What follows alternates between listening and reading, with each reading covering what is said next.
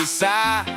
Tayo ang nagbabayad, siya ang laging nakasuporta.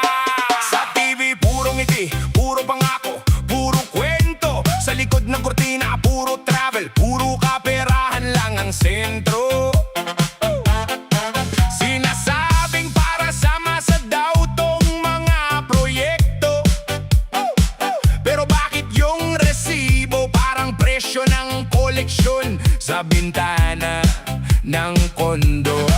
Nakikita ko sa balita, bagong kotse, bagong relo, samantalang si kuya driver hindi pa bayad tricycle sa kanto. Para sa bayan daw, yun ang script sa bawat speech, pero bakit parang iilan lang ang laging nasa beach?